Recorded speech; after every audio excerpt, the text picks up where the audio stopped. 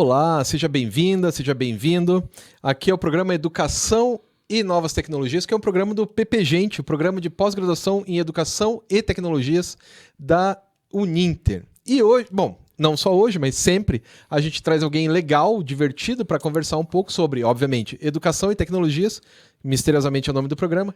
E hoje eu estou aqui com o Elias Lourenço, que foi meu aluno, me orientando, mas mais do que isso, Elias Lourenço estudou comigo na graduação. Você vê o azar da pessoa que estudou comigo na graduação lá no século XX ainda. Milênio passado. No milênio passado, pobre coitado. E daí depois me teve como orientador de mestrado, pobrezinho. Mas e aí, Elias? Tudo susse, cara? Tranquilo. Beleza, alegria estar aqui com vocês. Muito bom, muito bom. O Elias fez um trabalho muito bacana mesmo, elogiadíssimo. Tirou 10, lembra? Sim. Na banca e tal. Então, por isso eu escolhi trazê-lo aqui, porque... Pô, importante, né? Importante divulgar esse trabalho. Eu acho que seria legal, cara, para começar, você explicar mais ou menos o que é o teu trabalho, que depois a gente vai pegar lá desde a sua vida e tal, mas o que foi o teu trabalho, o teu mestrado e tal? Sim. Bom, meu trabalho, primeiro foi uma satisfação também trabalhar com o professor Rodrigo, né? Me orientou assim de uma maneira bem legal, bem pobrezinho, mentiroso. Mas o meu trabalho, basicamente, assim, é sobre o uso da televisão como um recurso metodológico e os folhetins televisivos, as telenovelas e tal, como um documento histórico.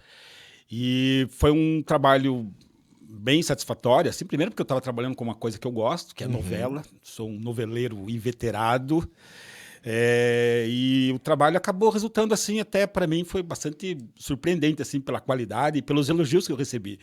Porque uma coisa que eu cresci vendo novela, acompanhei muitas novelas e enfim, trabalhar com esse objeto assim de estudo e tal foi bastante interessante, bem legal.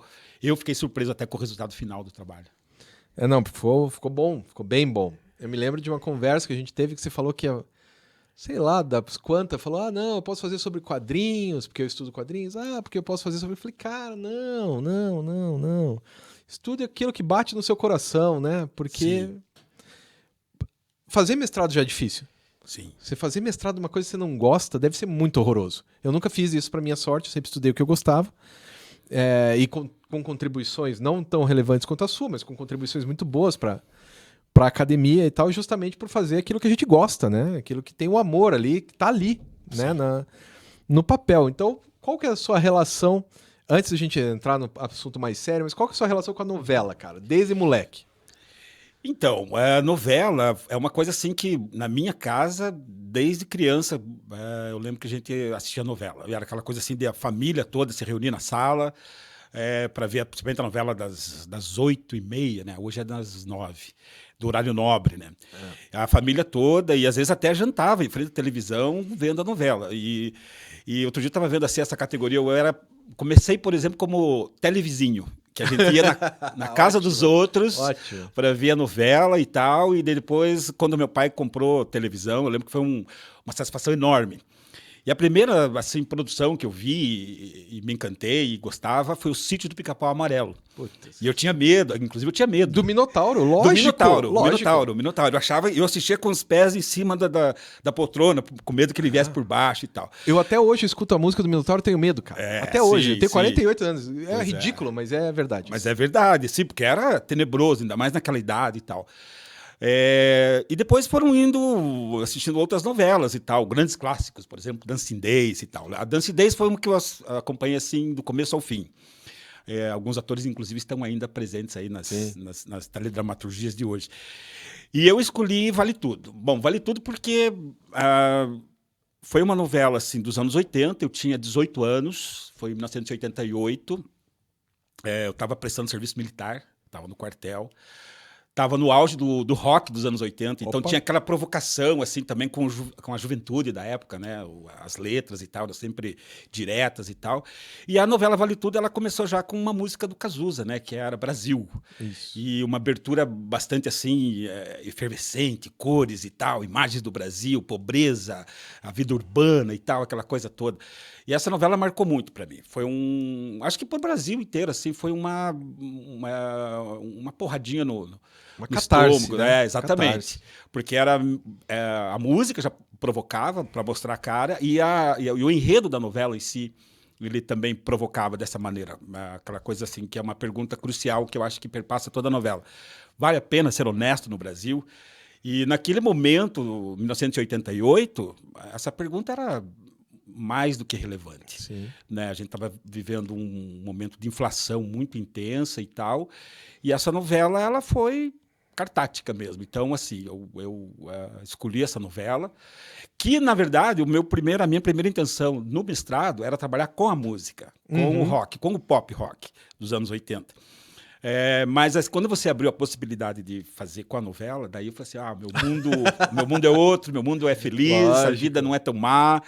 E daí eu fui. E aí eu assisti a novela pela 59ª vez. Durante o mestrado eu assisti umas 3 vezes de uma maneira assim mais metódica, assim, acompanhando capítulo por capítulo, marcando os capítulos que tinham cenas relevantes, que depois eu queria trabalhar para a produção também de um material audiovisual, que eu também produzi alguma coisa. E depois que eu terminei o mestrado, também eu assisti mais uma vez para o fechamento.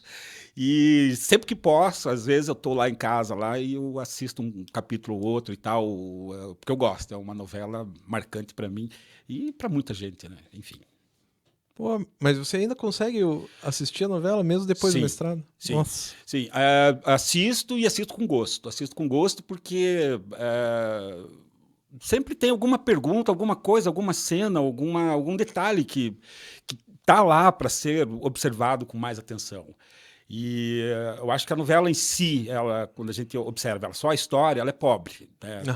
Mas quando você observa, buscando entender como que é produzido, o que ela está buscando, o contexto em que ela está sendo trazida ao ar, tem muita coisa bacana. Agora mesmo, por exemplo, eu estou vendo outra novela, que é o Rei do Gado, e pretendo fazer também disso materiais futuros aí. A gente já vai entrar na parte dos materiais também, porque você só está falando da novela por enquanto, mas já chegamos lá. Pois é, então, e a novela, assim, eu sou um consumidor voraz de novela. Das 6, da novela mexicana, novela infantil. Chiquititas. Reis. Todos os canais que passam uma novela. Café com aroma de mulher. Exatamente. Café com aroma de mulher e tal.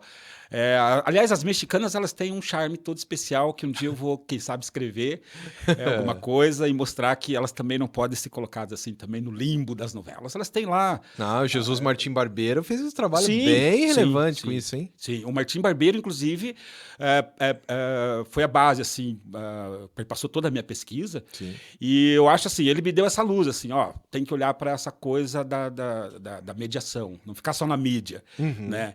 E ali realmente a gente começa a perceber que a pessoa que está vendo a novela não é um consumidor assim sem nenhuma atitude diante da tela. Claro. Ela se comunica, ela dá ideias, ela briga, ela às vezes leva até um certo ódio de certos vilões, né? E tal. Se achar aquele cara na rua, eu pego ele de pau e tal. Então a novela é muito importante, assim, eu acho que para a nossa cultura, para a nossa formação e tal, e para mim é fundamental, e continua sendo, é um legado que eu vou deixar para os meus filhos. Vejam novela, porque teu pai fez um mestrado a partir das novelas e tal. Cara, eu acho que você não consegue... Eu não gosto de novela, isso já ficou bem explícito, já falei com todas as letras para você. Sim. Mas, assim, sem a novela você não explica o Brasil. Fato. A novela é uma coisa fundante do país, pelo menos ali desde a década de 60 até agora. Se você tira a novela da equação, você não entende o Brasil. Sim, sim. Eu acho assim, foi uma das primeiras formas de entender a gente como sociedade, nossos valores e tal, e valores que depois, a partir das novelas, eles vieram ser incorporados pela população, né? Ela tem uma importância muito grande. Eu assisti a primeira novela, como eu falei, foi Dancing Days, mas eu lembro alguns flashes, por exemplo, de Pai Herói, eu lembro alguns flashes até de Irmãos Coragem, Saramandaia, porque essas novelas todas elas estavam presentes no nosso dia a dia, da minha casa. E essa foi uma coisa assim que também, na minha pesquisa, eu procurei colocar. Como a novela ela tem uma influência no próprio cotidiano, de determinar certos horários, certos momentos para você fazer certas atividades, o momento que você vai chegar em casa para se prostrar em frente da televisão e tal. Às vezes você deixa de fazer alguma coisa importante para acompanhar um determinado capítulo, que, né, sempre tem as cenas do próximo capítulo que deixa o mais interessante para o dia seguinte. A gente fica ali meio que preso, meio que sei lá, é um ímã que segura a gente todos os dias. Então, não dá realmente para entender o Brasil principalmente dos anos 70, quando as produções elas começaram a melhorar bastante, as produções da Globo, sobretudo, começaram a retratar o Brasil, né? E provocar o Brasil, e, de alguma maneira, fazer o Brasil pensar. De uma maneira superficial, sim, claro, mas é um início. Eu acho que é um início para a gente pensar as nossas relações sociais e a nossa cultura, enfim, quem somos, o que podemos ser, e a novela está aí para isso. Já diria o velho e bom Bakhtin, né? Toda obra cultural reflete e refrata a sua sociedade, né? Pois é, exatamente. Eu acho que as novelas elas não partem do nada. Apesar, claro, tem esse divisor de águas. As novelas antes dos anos 60, elas retratavam uma realidade que não era brasileira. Né? Então pegava lá, por exemplo, Sheik de Agadir. Ora, um sheik no Brasil, sei lá, não tinha nada a ver com o povo brasileiro e tal. Mas a Globo ela deu aquele up. Opa, peraí, vamos fazer uma... Não foi a Globo necessariamente, foi uma novela chamada Beto Rockefeller, que deu uma linguagem mais urbana. Essa novela, se não me engano, é de 1968. Eu acho que era da TV Tupi ou Record. Ela veio trazer assim, uma linguagem mais urbana. E a partir dali, eu acho que realmente o Brasil passou a se ver na novela e a novela passou a retratar o Brasil. Né? Então, realmente, o Bakhtin tinha razão, mesmo sem ter assistido, acho que nenhuma novela. Acho que ele não assistiu nenhuma novela. Acho que ele já previa essa situação.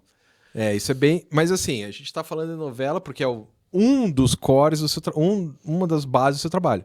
A outra base, que é mais importante até do que a novela, é o EJA, Educação de Jovens e Adultos.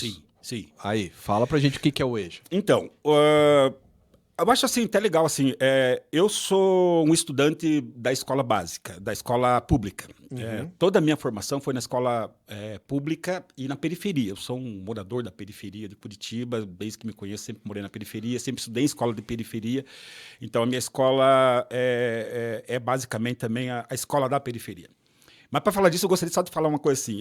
Quando eu falo da EJA, eu, aos 23 anos, eu era um estudante, como muitos no Brasil, sem, por exemplo, o ensino médio completo, aos 23 anos de idade.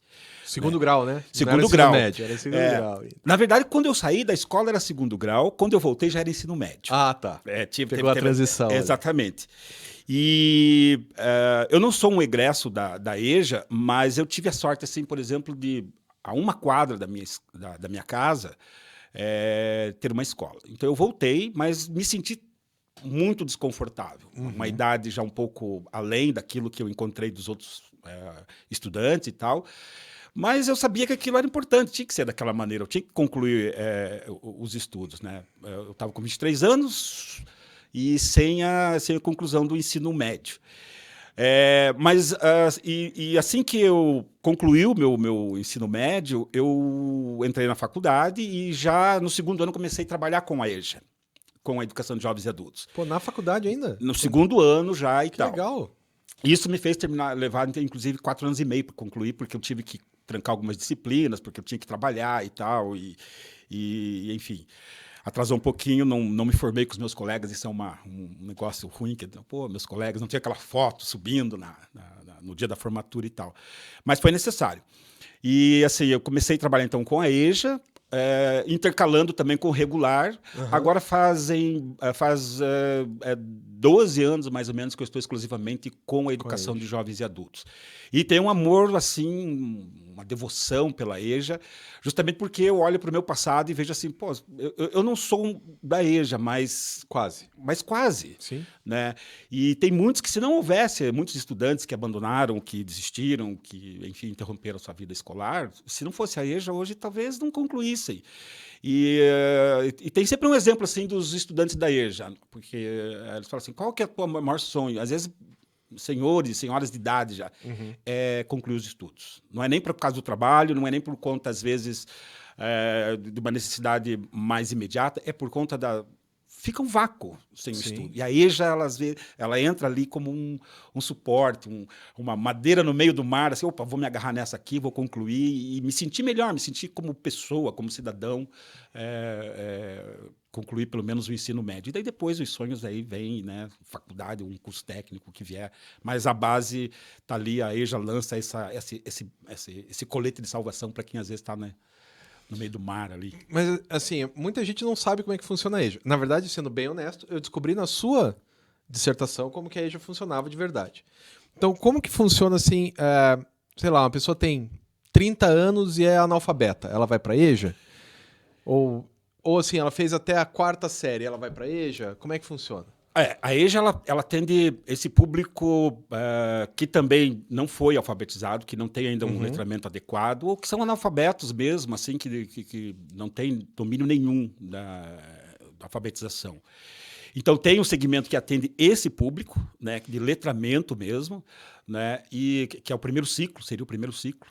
Ela é dividida em 2 ciclos. Em 2 ciclos também, que vai atender justamente, independente da idade, ela vai atender esse pessoal aí, para justamente alfabetizar, começar as primeiras letras mesmo, pegar na mãozinha ali, se for o caso, e ensinar a desenhar a letra. Tem essa proposta também.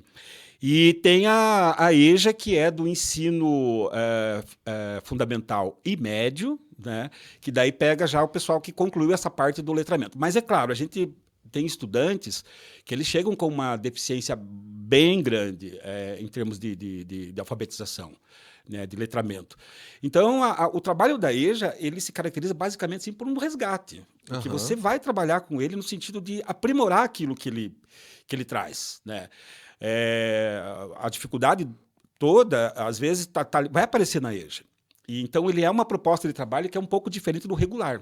O ritmo é outro, a afetividade que você tem que dedicar aos estudantes tem que ser outra, o nível de tolerância, às vezes, por exemplo, com faltas, ou a dificuldade, às vezes até uma coisa assim mais grave, às vezes até mesmo a fome, sabe? Você tem que ter uma tolerância. Então, o recreio tem que ser mais longo, deixar se alimentar bem, comer com calma, para que volte para a sala com satisfação e veja na escola, novamente, que a escola está abraçando. Então, a EJA demanda, assim, além dessa questão técnica, tem essa questão da afetividade que é extremamente importante. E eu, assim, me identifico muito com esse público. Gosto muito de recebê-los bem, tratá-los bem, e deixar que falem na sala de aula, não necessariamente ficar preso ao currículo que é determinado pelo Estado, mas deixar que eles se expressem e tragam as dificuldades e comentem sobre a vida, e enfim. Acaba que as aulas são assim, uma espécie assim, de terapia para eles, para mim. Eu aprendo com eles, claro. Também divido aquilo que eu sei. E sempre é uma experiência bem satisfatória, sempre bacana. Então, acho que é um trabalho, assim, sobretudo de resgate, de acolhimento também.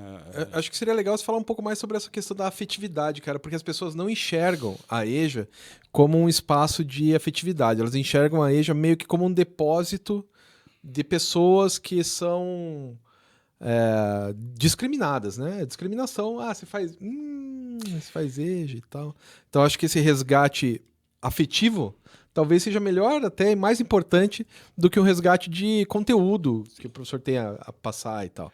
É mais ou menos a gente pensar assim, uma pessoa que tem, vamos pensar, 50, 60 anos, para ela romper a barreira, todos os preconceitos, para ela voltar sentar numa sala de aula, ela vai ter que se sentir confortável na sala de aula. Isso. Porque ela vai encontrar pessoas ali também, fazem parte da EJA, de 18, de 20 e poucos anos, que já leem melhor, pessoas que às vezes têm uma experiência maior de trabalho, enfim. Então, essa afetividade, eu acho que é o cartão... a cartada. A cartada, assim, que você, venha, você não vai ser discriminado de novo. Porque às vezes tem essa... bom isso, hein? Bom. Porque, às vezes, ele interrompeu seus estudos. As razões que levam ele a interromper seus estudos são diversas, né? Pode ser uma gravidez precoce, pode ser uma questão de trabalho, pode ser o abuso de drogas lícitas e ilícitas, enfim. Pode ser uma mudança geográfica, sai de uma região, vai para outra, interrompe seus estudos. Separação de pais também afeta bastante. A violência na periferia. Então, as razões que levam a pessoa a interromper seus estudos são muitas.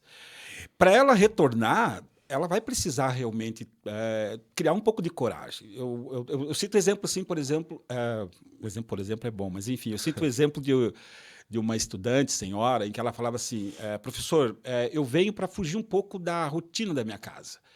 Ela já era aposentada, os filhos já estavam criados, ela já estava basicamente com a vida resolvida. Mas ela não aguentava aquela vida de ficar em casa, limpar a casa, ver a novela e talvez não ter mais o que fazer. E ela vinha para a escola justamente para novamente ter um contato, sentar ali no lugar do estudante e voltar a sonhar. E isso era bacana, isso era bacana. Então, para fugir um pouco do tédio, do marasmo que é a vida.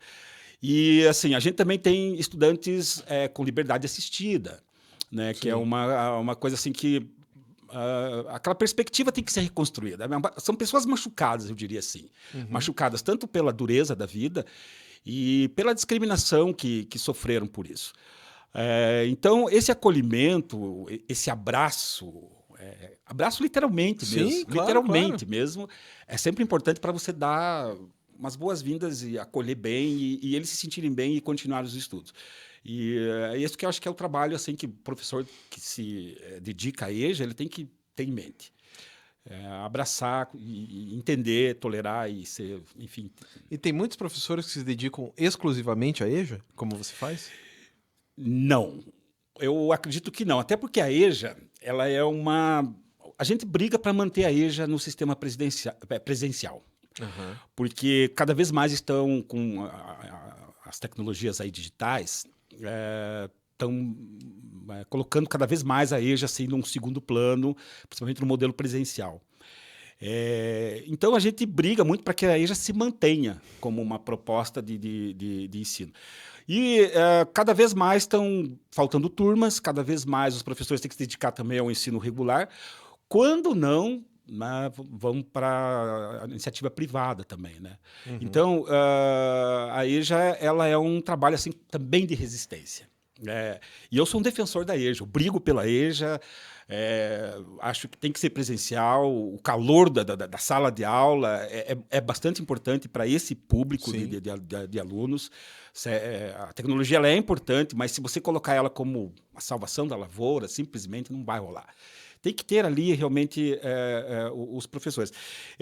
Mas tem professor também que, por um certo lado, também olha, às vezes, com uma certa... assim, esteja, aquela turma, aqueles alunos semi-analfabetos e tal, eu não vou conseguir desenvolver meu trabalho e tal. Quer dizer, tem um preconceito. E às vezes prefere se dedicar ao ensino regular do que necessariamente a isso, porque realmente a EJA ela é um grupo assim que tem a pecha da exclusão, né? E isso é uma coisa que a gente tem que batalhar, brigar bastante para que seja retirado essa ideia. É um trabalho extremamente importante da EJA. Uma coisa que você me falou, me chamou a atenção do professor que não consegue desenvolver o seu trabalho com a EJA. E qual que é o trabalho do professor, né? O trabalho do professor é passar conteúdo para o aluno? Não é isso, né? Não. O trabalho do professor é ajudar o aluno a construir o conhecimento. Sim. Né? Eu acho que é a proposta hoje, é você capacitar ou ajudar eles a buscarem como que eu posso aprender por conta própria. Porque os conteúdos, eles não estão só mais na sala de aula. Claro. A escola não pode mais arrogar para si, só nós é que somos detentores do conhecimento. Da informação. Só o professor é que sabe, os outros abaixem a cabeça porque eu vou falar. Não é mais assim. Hoje você aprende pela internet, você aprende pela televisão, você aprende no grupo de amigos, você aprende na igreja, você aprende na família, você aprende, enfim, os meios de aprendizagem são muitos. Então, o trabalho, basicamente, da EJA é justamente isso. Claro, o conteúdo é importante. Você tem que, eu, como professor de história, eu tenho que trazer informações relevantes, principalmente sobre quem somos, o que pretendemos, o que queremos como sociedade, como cidadão e tal. Promover discussão, promover discussão, problematizações, né? Exatamente. Justamente para o aluno não aceitar o que vem de lá, seja lá onde for, mas para o aluno não aceitar o que vem de lá como se estivesse pronto, né? Sim, exatamente. Ele tem que se questionar e refletir e tal.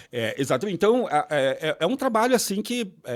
mas basicamente, assim, o conteúdo ele tem que vir, ele tem que ter sentimento. Isso.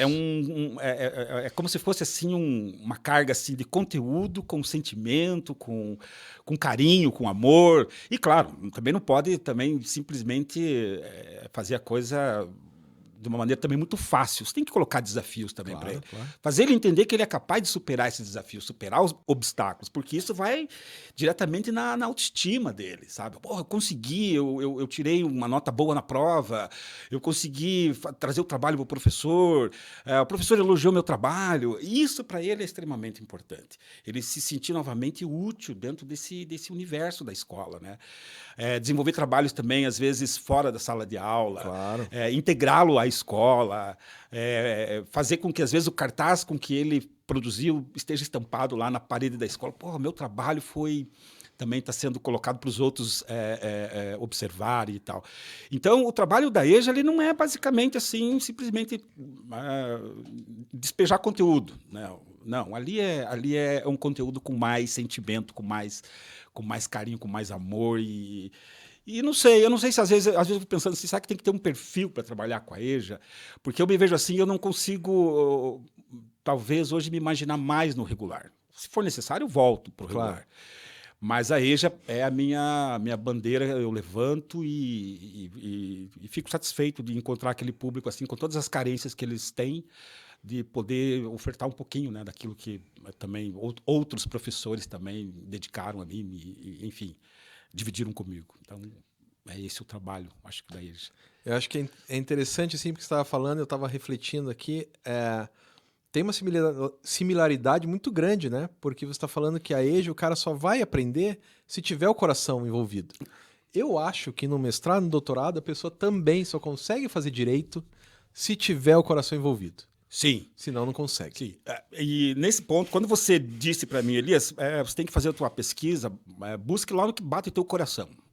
E daí eu falei, pô, novela. E foi o momento, foi a chave, ligou a chave, que daí eu consegui me soltar, eu fiquei mais tranquilo para mim escrever, para mim viajar um pouquinho e tal, porque eu estava fazendo alguma coisa com o coração. Putz, é isso que eu gosto, eu quero colocar agora. E aí vou fazer o melhor. Vou fazer o melhor. E ali eu acho que eu consegui colocar um pouco da minha personalidade também. Né? Eu consigo me ver no meu trabalho. Né? E, aliás, o eu fazer o mestrado foi uma coisa mais ou menos assim. Era uma lacuna que tinha em mim. Pô, meus amigos todos fizeram, todos não, mas uma boa parte fez, alguns que fizeram graduação comigo fizeram doutorado e tal, e eu sentia assim, pô, eu também posso fazer. Por que não e tal? Mas eu tinha medo, porque como todo mundo tem medo, né? Precisa de um trabalho de fôlego e tal, essa coisa toda.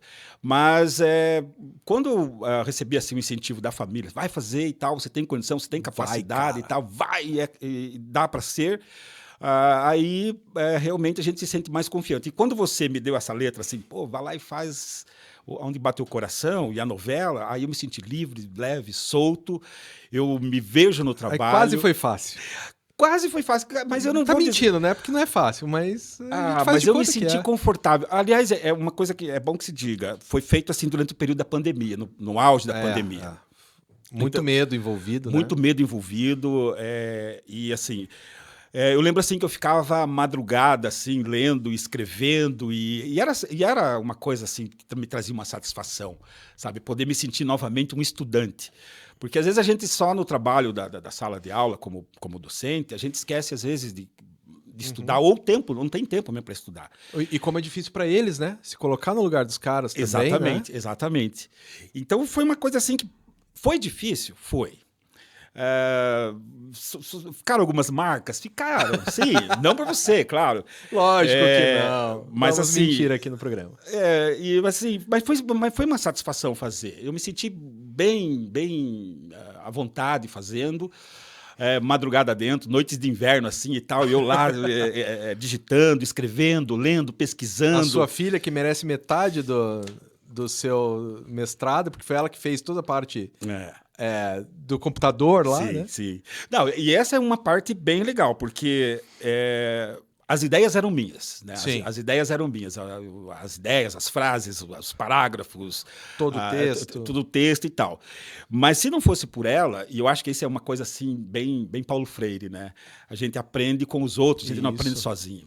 Ela me ensinou bastante nesse manuseio assim com a tecnologia digital. Eu não sabia, por exemplo, ela brinca comigo, pai, você para desligar o computador você tira da tomada, caramba.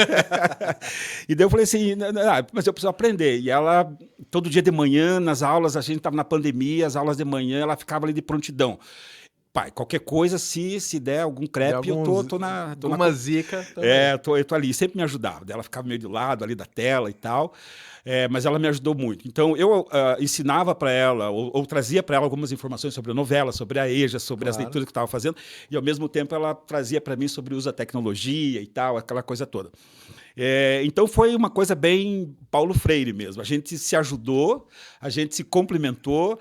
Eu aprendi bastante coisa, eu caminhei bastante assim no sentido do manuseio da tecnologia digital, né?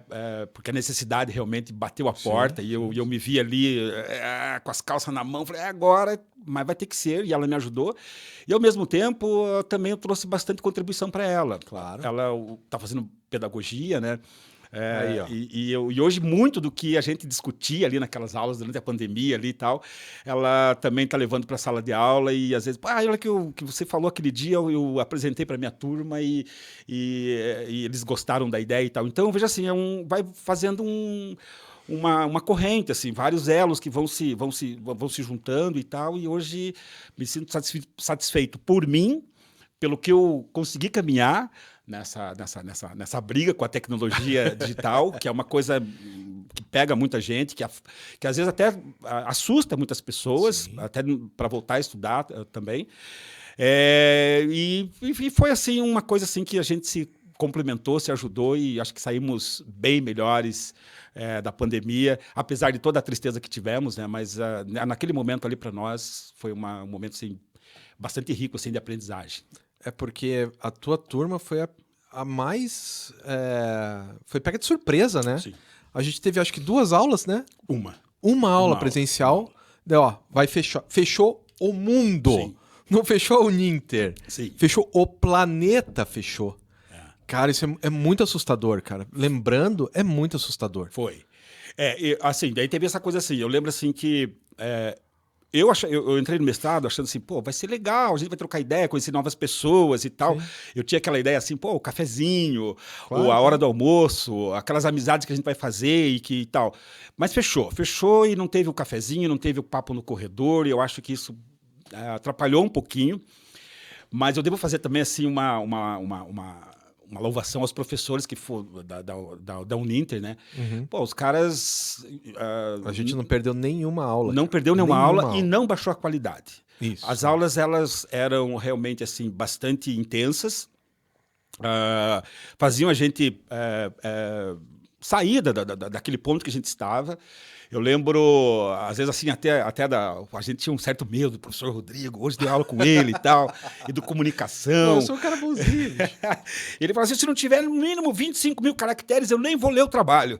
Eu, meu Deus do céu, caramba, eu não tinha escrito alguma coisa assim, e ainda mais mestrado e tal. Mas eles foram guerreiros e tal, e souberam compreender também, quando era necessário compreender que as coisas elas estavam rolando diferente. Mas assim, foi um mestrado assim que eu acho que a gente não perdeu a qualidade. Eu me sinto assim como uma pessoa diferente, tem um divisor de águas. O Elias antes do mestrado, o Elias depois do mestrado. Uma vez que eu lembro assim que na banca você perguntou assim, daí, como é que as pessoas te veem hoje? Cara, é diferente. As pessoas te veem diferente. Sim. Parece que você pisa mais pesado. Forte, né? Exatamente.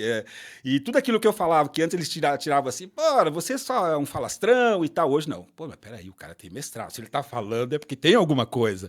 Né? Então eu ganhei certo respeito. Eu me sinto uma pessoa melhor, um professor melhor. Eu acho que me tornei um cidadão melhor, eu me tornei um amigo melhor, eu me tornei, enfim, todas as dimensões da vida, assim, Sim, elas... muda, né? E outra coisa, assim, você fala assim, vocês vão se tornar o chato do rolê. Eu acho que ainda, esse aí eu consegui me livrar, ainda as pessoas me convidam para sair, me convidam para tomar uma cervejinha e tal, ainda acho que não sou o chato do rolê, mas sempre estou estudando, sempre estou lendo alguma coisa para ver se eu atinjo esse grau aí de... É que você tem que tomar cuidado, né? Você vai assistir o filme e fala, mas olha, só o enquadramento tá errado. Pronto, daí você, o chato do rolê, né? Não, Esse mas em casa tem uma pessoa assim, que se ela vê um erro ali, pô, esse copo tá meio vazio, já hoje estava cheio. Eu falei, pô, assista o filme. Continuidade. Mas ela sempre dá esse toque assim e tal. E eu aprendi também, pô, imagine eu falando em plongé e tal, essa coisa toda e tal. Olha a câmera, você olha, na verdade, o que a câmera quer que você olhe e tal. Então, realmente, hoje, para desfrutar de um filme ou ir ao cinema, é uma experiência bem mais rica, bem mais interessante. Mas ainda assim não estou chato do rolê. Eu consigo assistir descontraídamente, mas ajudou bastante. Até mesmo nas novelas. Hoje eu observo as novelas assim com uma outra visão, e eu acho que vai refletir bastante também no meu trabalho docente na sala de aula, porque daí eu tenho como discutir com os alunos, mostrar para eles que aquilo é um conteúdo de relevância se a gente souber olhar com os devidos olhos assim entender a linguagem, entender né? a linguagem da novela, das mídias e tal, e essa coisa toda. Então, assim, foi um trabalho de mestrado que foi útil para mim, foi útil para os que convivem comigo, foi útil para o meu trabalho. Para os seus alunos, né? Exatamente.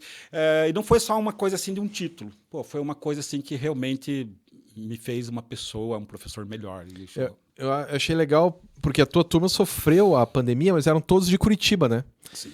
Então vocês realmente perderam o café, porque é uma perda. É uma perda, né? Só que daí logo depois, a próxima turma, eu acho que eu tinha 2 alunos de Curitiba. Todo o resto do Brasil, cara. Aí você tem um ganho. Porque daí você tem o cara falando, ô bichinho, e você tem o cara falando, bate. Cara, só essas diferenças culturais, as pessoas trazendo o que tem delas. Sim. Não, porque eu tô no interior do Amapá. Sim. E aqui é assim. Sim. Eu trabalho, tem uma aluna nossa lá, eu trabalho com uma turma indígena e eu tenho que aprender o idioma deles para dar aula. Cara, olha a riqueza disso para uma sala de aula. Sim. Essa mulher vai lá para ter uma aula que é uma aula, para quem não sabe, uma aula de mestrado e doutorado, é uma aula dialogada. Não é uma aula no qual o professor fala. É uma aula dialogada. Existe um diálogo entre o professor e os alunos. Então os alunos falam muito. Imagina a mulher falando, imagine o resto da turma ouvindo esse tipo de relato e tal. E daí ao mesmo tempo tem a outra menina que mora em Brasília, no auge do poder, e ela tá lá na escola militar do poder. Sabe? Isso teve um ganho muito grande, assim, pra gente. Sim. Mas perdeu o café, é verdade.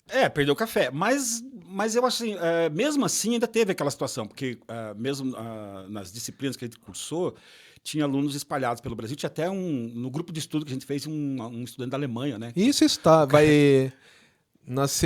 Daqui a 2 semanas ele se forma. Ele vira mestre. Só, daqui a 2 semanas.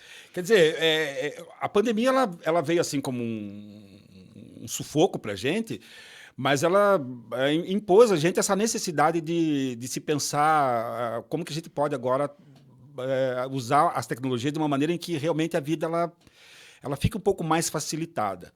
Mas tirou essa coisa da relação humana, assim, eu acho que atrapalhou um pouquinho.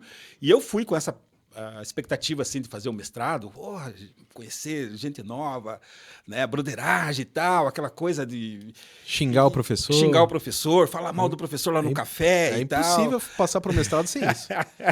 E assim, não tive oportunidade. A gente xingava, mas aí pelo WhatsApp ali, era um xingamento que às vezes não dava o efeito que eu queria dar, né? Eu queria xingar com vontade. Então, então não dava muito certo. Mas, de qualquer maneira, eu acho que foram superadas assim com maestria, assim, todas essas dificuldades. E assim, sinto... Foi ruim, realmente, a falta do café, da conversa nos corredores e tal. Mas a gente superou e no final deu tudo certo. Eu fiz amigos também. Sim. Algumas amigas ficaram, inclusive, a gente continua se comunicando e tal. Quer dizer, é uma forma da gente entender novamente, de a gente entender como que as relações elas vão se reconfigurando, vão ganhando uma nova dimensão e tal, e é isso, né? Mas eu ainda também sou uma pessoa bastante analógica, não sou uma pessoa assim... Mas a Raíssa tá lá do seu lado. Exatamente. Então não tem assim como. Eu ainda. Se eu tivesse um projeto hoje para dizer para você o que eu pretendo fazer da vida, eu gostaria de trabalhar com professores, mas não mediado pela tecnologia. Eu gostaria de fazer presencial, é um projeto meu, porque essa coisa do calor humano, da discussão ali, de sentir o cara com raiva de você, querendo te pegar lá fora, e você, ao mesmo tempo, irritado com o estudante, mas aquilo é o caldo que dá realmente essa coisa assim do crescimento humano e tal, né?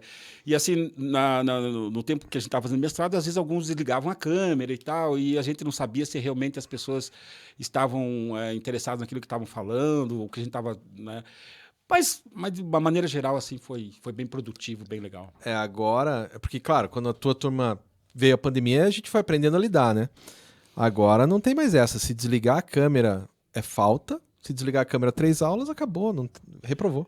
Pois é, eu lembro até uma vez assim que eu pedi para que as meninas, o pessoal todo, pessoal, vamos ligar a câmera aí, porque era assim, eu levantava cedo para as aulas, eu levantava, tomava banho, eu passava perfume, eu trocava de roupa, eu ia para frente da tela como se eu fosse trabalhar. Eu não queria baixar a guarda assim e desligar a câmera. Até porque psicologicamente naquele momento a gente estava muito assustado, o mundo inteiro estava assustado, né? Precisava manter uma certa normalidade a vida, né?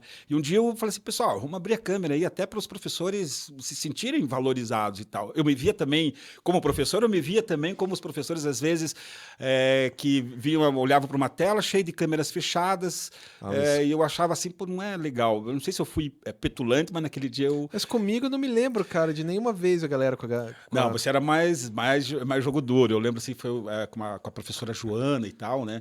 E daí não deixava o pessoal ficar com a tela... desligado. Pois é, exatamente.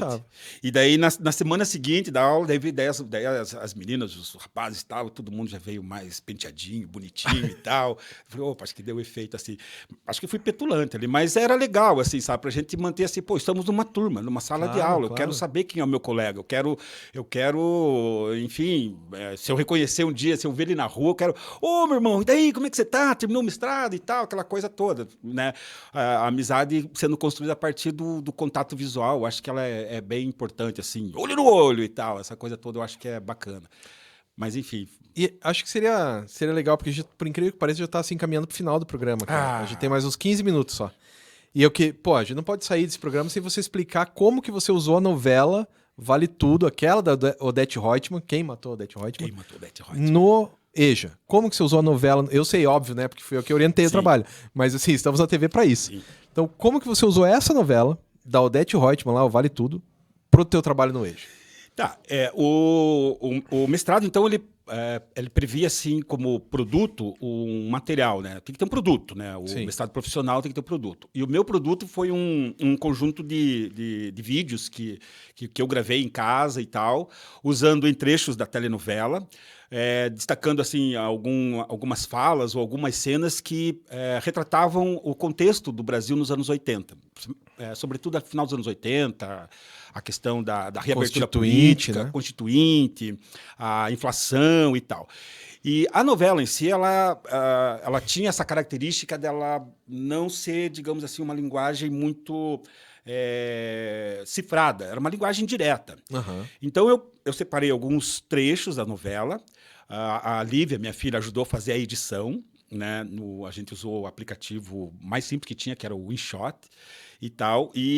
E daí a gente fazia lá, do meu quarto lá, a gente fazia um pequeno estúdiozinho e tal, com o celular. Foi tudo gravado. Cenário e tal. A gente foi desenvolvendo, foi aprendendo. Você foi dando os toquezinhos, a gente foi, como usar a luz, cuidado com isso, a luz tem que ser de frente, não atrás e tal, porque senão evitar os sons, os ruídos que vêm de fora. A gente foi melhorando. Mas a Lívia, ela foi craque nisso, a minha filha. E a gente colocava ali e com o celular dela, ela foi, pai, agora você fica quieto 5 minutos, até eu contar 5 e daí a gente começa. Então usava os trechos e daí eu apresentava a novela destacava uma cena da novela e voltava a discutir, mostrar como era importante aquele trecho que foi destacado da novela para o assunto da história que estava sendo trabalhado em sala de aula, que era a reabertura política. Então a novela, basicamente, na EJA, ela caiu assim, foi muito bem aceita, porque tem um monte ainda de estudantes que assistem novela e que lembram dessa novela. Sim. E que lembram dessa novela. Então a aula se tornou muito mais dinâmica. Só pela abertura. Nós vamos ver novela. Sim, nós vamos ver novela, nós vamos ver um trecho, nós vamos ver uma cena, nós vamos recordar nossos artistas favoritos, mas nós vamos discutir história também a partir da novela, né? E eu acho que essa é uma metodologia que daí você pode usar não só Vale Tudo. Tem tantas outras novelas que você pode também fazer esse destaque, né? Então foi a forma de usar foi isso. Separando alguns em trechos, contextualizando, mostrando a relação que tinha com o momento que o Brasil estava atravessando e mostrando que há uma possibilidade de a telenovela em si, não só Vale Tudo, ser um material também para ser usado por outros professores, né? Caso ele venha a gostar de novela, não sei se eu sou o único no mundo, mas se ele não olhar com preconceito, ele tem ali um material muito rico para usar como um recurso acessório, assim, digamos assim, nas aulas de história ou qualquer disciplina que ele tenha. Porque você fez um manual, né?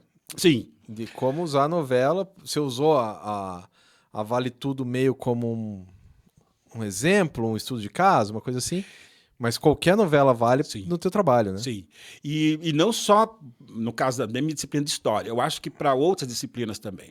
E também, às vezes, usar num conjunto de várias disciplinas dialogando entre si, né? Eu fiz um material audiovisual e teve até alguns professores que eu não compartilhei, assim, ainda eu fiquei meio tímido, mas passa para mim e tal, que eu vou usar nas minhas disciplinas. Eu ainda tô meio receoso, assim, e tal, né? Mas sabe que o teu material, ele é livre, né? Qualquer um pode entrar lá no repositório de dissertações da Uninter e baixar. Pois é. É só a pessoa querer. Espero que...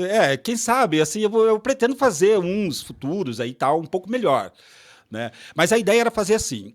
Professor, você não precisa ter um ambiente profissional, recursos profissionais, você não precisa ter, digamos, um estúdio como esse aqui.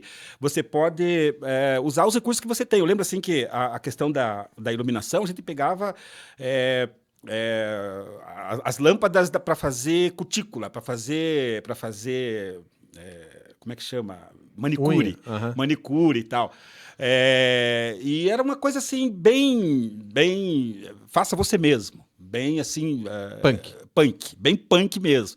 E no final, o trabalho ficou legal. Claro que a Lívia foi craque, ela aprendeu muita coisa, depois ela também foi fazer alguns trabalhos para ela e tal, né? E foi assim... A ideia era isso, conversar com o professor, conversar com o estudante, cada um pode fazer o seu trabalho, desde que você tenha criatividade, tenha leitura, busque informação, eu acho que aí você pode fazer um trabalho assim, punk, do it yourself, mas é possível, desde que você busque, solte um pouco a imaginação, não tenha medo, seja ousado, e eu acho que dá para a gente fugir um pouco daquela coisa só o livro didático, só o giz, só o quadro, dá para você criar o seu próprio material de trabalho. Porque teve uma coisa que você me contou que eu não sabia, que não existe material governamental para a EJA, né? Na verdade, quando eu entrei no... Específico. Não existe, assim. Existe, assim, teve algumas propostas, mas sempre fazia-se um livro didático. Depois passava-se alguns anos, não fazia nada, não entrava nada, o PNLD, né, o Programa Nacional do Livro Didático, às vezes não contemplava a EJA. E também, assim, tinha aquela coisa assim, ou eles eram muito infantilizados para a idade que os alunos tinham, ou eles eram muito complexos para o momento que eles entendimento que eles poderiam ter ali na sala de aula. Então, isso complica bastante os poucos materiais que tem à disposição nas escolas, eles às vezes não dialogam assim com equilíbrio com o estudante, né? Então, a ideia partiu daí. Pô, o professor ele também tem que trabalhar com essa coisa então da pesquisa e produzir o seu material para não ficar um negócio assim totalmente desfocado e o aluno não entende ou ele acha, pô, isso é muito pouco para mim. Então a ideia da novela, e isso também eu faço aqui um adendo, né?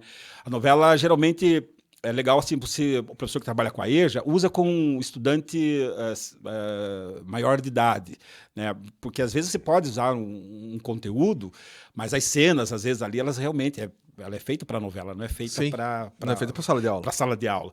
Mas você pode usar, então, mesmo que seja uma cena assim, um pouco mais forte, um pouco mais densa e tal, mas a recomendação, então, é o aluno do ensino médio, aluno maior de idade, que daí você explica, ó, é uma novela e tal, pode ser que tenha algumas cenas que não venham ser muito palatáveis, assim, para tua... Né? Claro. Mas também dá para usar daí também outras produções também para o ensino fundamental. O Sítio do Pica-Pau Amarelo mesmo tá aí, né? Se você quiser trabalhar a obra... E deixar crianças traumatizadas pelo resto da vida, podemos usar o Minotauro. Se bem que hoje as crianças não teriam mais medo daquele Minotauro. Tinha que ser um Minotauro hoje, né? Mas aquele Minotauro só nós mesmo que tinha medo, porque ele dá para ver assim que a cabeça de boi aqui tava... Mas dava um medão, cara. Dava. Eu morria de medo. Dava. Entrar no labirinto eu ali. Até hoje tenho medo, já falei. Por outro lado, dá vontade de comer o bolinho da tia Anastácia. Você vê como a novela, as novelas, as produções televisivas, elas trazem também até esse sabor, assim. Claro, né? claro. Eu tinha vontade de comer o bolinho da tia Anastácia, que ela servia para o Minotauro, mas ao mesmo tempo tinha muito... Não só eu tinha vontade de comer o bolo da tia Anastácia, como minha mãe fazia bolo de fubá por causa da tia Anastácia. Olha só. Pois é. Quer dizer, às vezes aquilo... Ele mexe com toda a família, né? A mãe percebe que o filho gosta daquilo, então por que não agradar o filho fazendo aquilo que ele está vendo na televisão? Então, essa é a mesma percepção que a gente tem. Se os estudantes estão vendo telenovela, por que não discutir isso com eles também? Né? Então, essa foi basicamente a ideia do meu mestrado, do meu trabalho. E você acha que mudou para os alunos, assim, porque quando que você se formou? Em 2020? 22, março de 22. Março de 22. Março de 2022. Então já passou 1 ano e meio quase. Isso. E você está aplicando isso na sala de aula. Sim. Você acha que melhorou o entendimento dos alunos sobre essa parte dos anos 80 e tal? Sim, porque primeiro que fica uma coisa bem mais interativa. Eles viveram E divertida. E divertida, colorida. E eles entendem e sugerem outras novelas. Opa! E sugerem outros conteúdos. E sugerem outras coisas que talvez eu não havia percebido, né, da própria novela em questão. Né? Então, assim, se torna muito mais dinâmico. O diálogo ele é muito mais equilibrado. E eu acho assim, mudou basicamente a minha prática em sala de aula. Ela hoje não é mais apenas só com o texto escrito do livro didático. Sim. Né? Eu acho que até parei de usar o livro didático. Eu não me lembro a última vez que eu usei o livro didático. Que tem bons livros também, mas para público da EJA, talvez hoje o material audiovisual, em que ele se prepara para ver diante de uma tela alguma coisa que ele já conhece, aquilo ali para ele é bacana, aquilo ali para ele estabelece uma horizontalidade assim, opa, eu consigo entender do que o professor está falando. E sem muitos meandros, assim, a linguagem é bem mais direta, assim, o diálogo é bem mais rico. Porque existe o interesse, né? Sim, existe o interesse. A motivação que o interesse gera uma motivação que você não tem de outro jeito. Eu lembro assim, tem alguns estudantes, por exemplo, que eu já cheguei, por exemplo, a pegar 3 disciplinas, sociologia, filosofia e história. E tinha estudantes que faziam só sociologia comigo. Né? E depois, professor, mas eu vou ficar na sua aula de história porque vai ter uma coisa mais divertida, mais legal ali e tal. Tá então motivando. Isso atraía, exatamente, atraía. E a escola se tornava uma coisa assim, eu vou ficar mais tempo na escola. Porque ele poderia ir embora, simplesmente ele poderia ir embora. Eu vou ficar mais tempo na escola porque lá vai ter porque eu vou aprender uma coisa de um jeito agradável para mim. De um jeito diferente, de uma coisa assim que eles às vezes não haviam percebido. E talvez quando voltam para casa também compartilhem isso com a família. Não, hoje eu vou ver a novela porque o professor Elias falou que tem uma cena ali que é bacana e que tem a ver com o conteúdo que a gente está vendo em sala de aula. Então o diálogo ele aí começa a se expandir. Né? E provavelmente ele não vai assistir a outra novela que está passando agora, ele não vai assistir do mesmo jeito. Ele já vai ter uma visão mais crítica Sim. daquilo que ele está Sim, enxergando, né? Sim. Vai ajudar ele na própria curadoria, assim, dele fazer, bom, essa novela é legal, essa não é legal, essa eu vou assistir, essa tá pegando, esse tema que está sendo tratado na novela realmente é importante. Eu acho que esse tema aqui, não sei, acho que não perderam a mão ali, exageraram no tom e tal, mas enfim, desenvolvimento desse senso crítico para esse produto tão importante que é a telenovela, como é que ele vai consumir a partir dali. Então, acho que é bem bacana isso. Porque o que o professor supostamente deveria fazer é estimular o senso crítico do aluno. Sim, sim. Que a partir do senso crítico, o aluno faz o caminho dele. Né? Sim. O conhecimento é interno, Sim, o conhecimento não é passado, né? Então o senso crítico que gera isso. E esse senso crítico é a partir da realidade, daquilo que ele está vivendo. Isso, porque bem às vezes ele está freiriano. vivendo acriticamente e simplesmente, né, baixando a cabeça, engolindo e tal. Agora, quando ele começa a perceber que aquilo é possível de ser problematizado, aquilo é possível de colocar, opa, vou colocar uma pimenta aí, vamos discutir isso e tal, aí eu acho que a coisa ganha dimensão, aí a coisa ganha peso e aí acho que é isso que tira o estudante de um ponto, às vezes, de totalmente um consumidor, apenas um consumidor reflexo, para agora eu sou crítico, agora eu, não, peraí, eu vou dar meu pitaco também nessa novela e tal, e eu acho que isso é sempre gratificante para todo mundo, né? E eu acho que tem o esquema dele não desistir, né? No caso da EJA, isso é muito importante. Sim, você tem que ter um atrativo, você tem que ter uma linguagem. Vamos falar do que você gosta de falar. Professor, mas isso é relevante? Mas a gente tem que achar o professor dá o aval. Sim, isso exatamente. é importante. Claro que é importante. Traga a tua experiência para a sala de aula. O que você gosta? Você gosta de música? Você gosta de novela? Você gosta, enfim, de museu? Traga a experiência que você... Essa é a proposta da EJA. Não é exatamente você despejar um conteúdo que venha de cima, mas é você traga o conteúdo e nós vamos tentar aqui ver o ponto em que a gente vai se encontrar para discutir os nossos assuntos e ver em que realidade que a gente está vivendo e tal. Então, realmente, estimula e mantém ele na escola ali como uma coisa agradável de se fazer. E até a sua experiência, né? Tipo, eu estudei novela no mestrado, porque para eles o mestrado deve ser uma coisa muito longe. Sim. Eu estudei novela no mestrado porque eu quis. Sim.